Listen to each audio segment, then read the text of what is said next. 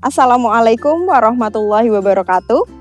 Perkenalkan, nama saya Uhti Mutia Munifatus Zahro, seorang guru fisika di SMA Negeri 1 Jatibarang, Kabupaten Brebes. Pada kesempatan kali ini, saya akan menampilkan video pembelajaran mendalam pada materi fluida statis, topik pembelajaran penerapan hukum Archimedes dalam kehidupan. Pada pembelajaran kali ini, saya akan menggunakan model pembelajaran problem-based learning dengan metode pembelajaran berupa ceramah, diskusi, tanya jawab, eksperimen, dan bermain peran. Saya akan mengemas pembelajaran dalam sebuah cerita berjudul Emas Tersembunyi di Desa Jatibarang. Assalamualaikum warahmatullahi wabarakatuh. Gimana kabarnya kelas 11 2?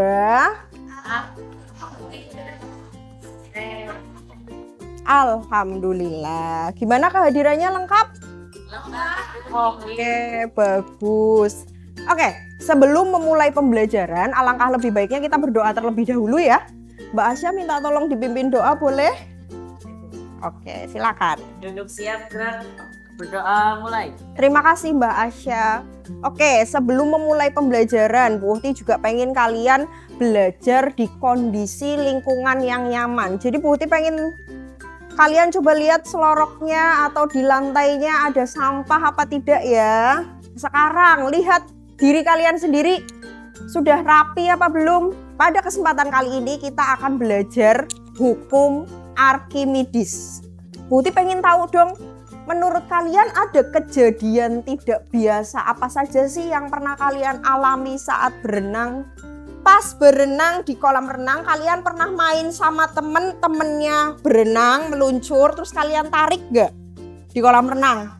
Temen kalian enteng gak? Enteng. Pertanyaannya kenapa ya hal tersebut bisa terjadi? Jadi, apabila ada benda yang dicelupkan pada fluida, dia akan mengalami gaya apung yang arahnya ke atas. Gaya apung itu berasal dari selisih gaya yang bekerjaan pada bagian bawah benda dengan atas benda. Karena gaya yang bekerja pada bagian bawah lebih besar, jadi dia arahnya ikutin gaya yang F2 ke atas. Itulah kenapa kalau kita berenang ke bawah, kita cenderung diberi gaya dorong ke atas oleh fluida atau air ke atas kan. Susah kan? Makanya ada orang-orang olahraga free diving itu ada tekniknya. Gimana caranya kita bisa berenang ke bawah? Karena susah gitu. Kalaupun kalian besok punya kesempatan diving pun ada alat yang namanya pemberat. Itu artinya nanti bikin kalian lebih berat, bisa melawan si gaya apung fluida tersebut. Fenomena gaya apung ini erat kaitannya sama yang namanya hukum Archimedes. Hukum Archimedes itu sendiri adalah hukum yang merumuskan secara matematis gaya apung ini. Sebelum Bu Uhti melanjutkan lebih dalam pembahasan Bu Uhti tentang hukum Archimedes, Bu Uhti mau menyampaikan tujuan pembelajarannya kita pada pagi hari ini. Tujuan pembelajaran kita pada pagi hari ini adalah peserta didik atau kalian mampu menerapkan hukum Archimedes untuk mengecek kemurnian emas. Tapi pembelajaran kita akan sedikit berbeda dibandingkan pembelajaran yang biasanya Bu Uhti lakukan kepada kalian. Bu Uhti akan membagi kalian menjadi 9 kelompok belajar. Lalu Bu Uhti akan membagikan sebuah naskah cerita. Kita akan bermain peran. Kalau setting di ruangan ini adalah sebuah ruang kelas 11-2, ini akan Bu Uhti ganti. Seolah-olah setting ini adalah aula Desa Jatibarang. Kalian semua adalah masyarakat Desa Jatibarang. Bu Uhti adalah kepala desanya. Ya, oke. Di sini kalian mendapatkan 4 lembar, 2 lembar naskah cerita dan 2 lembar kerja peserta didik. Jadi tadi seperti yang Bu Uhti katakan sebelumnya, pembelajaran kali ini adalah bermain peran. Kalian silakan masuk ke dalam ceritanya. Bu Uhti mulai bacakan ceritanya ya. Pada suatu hari di desa Jatibarang, tersebar rumor yang sangat membuat heboh seluruh masyarakatnya. Konon katanya, berjuta-juta tahun yang lalu, Desa Jatibarang merupakan desa penghasil emas terbesar di dunia. Banyak orang beramai-ramai melakukan penambangan emas di desa Jatibarang. Namun, pada saat itu, leluhur desa Jatibarang memberikan syarat dalam melakukan penambangan emas. Syarat tersebut adalah emas yang ada di desa Jatibarang tidak boleh seluruhnya diambil, melainkan harus disisakan sejumlah 9 bongkahan emas. Artinya apa? Berarti di desa Jatibarang masih tersimpan 9 bongkahan emas, ya enggak? Wah. Peserta didik secara berkelompok mencari bongkahan emas sesuai dengan petunjuk.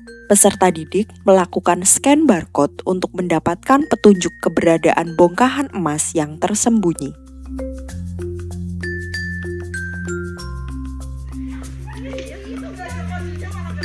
Ini Zaza ini guys.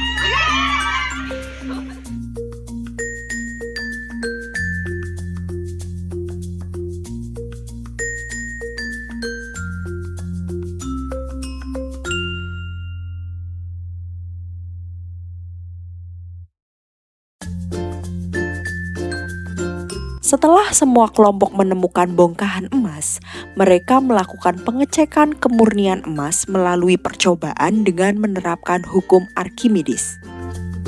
Pada proses pencarian massa jenis emas melalui percobaan, mereka juga mencari informasi massa jenis emas murni secara teori menggunakan bantuan AI. Selanjutnya, mereka akan membandingkan hasil massa jenis emas yang mereka temukan dengan massa jenis emas secara teori. Mereka juga mencari informasi lebih lanjut menggunakan AI, manakala bongkahan batu yang mereka temukan bukanlah emas.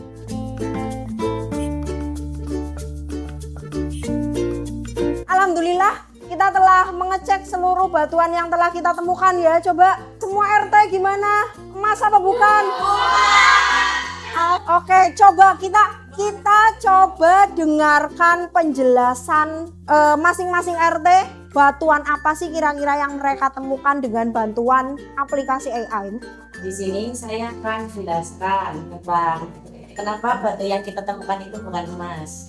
Nah, pertama, massa jenis emas yang umum adalah 19.300 kg per meter pangkat 3. Nah, sedangkan batu yang kelompok kami temukan itu bermassa 2.000 kg per meter pangkat 3. Setelah kami cari di platform lain dan di AI, batu ini tuh namanya batu pasar.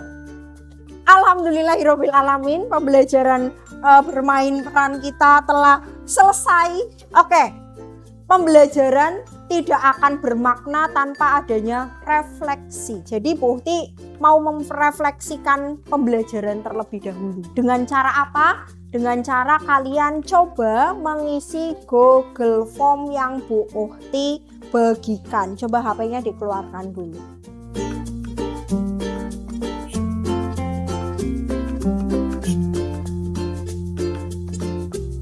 Terima kasih anak-anak, kalian telah mengikuti pembelajaran dengan sangat baik, dengan antusias yang sangat tinggi. Kita coba menyimpulkan pembelajaran kita pagi hari ini.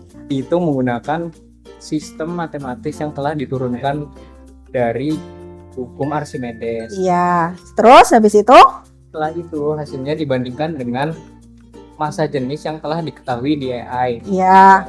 Massa jenisnya sama berarti itu emas. Kalau massa jenisnya beda berarti itu bukan. Lah, batu yang kamu temukan emas apa bukan? Bukan. Nilainya berapa? Nilainya 3.000. 3.000. Kalau emas berapa? Emas itu 19.300. Oke, berarti bukan ya. Kalau dicari di AI lebih lanjut dia berarti apa?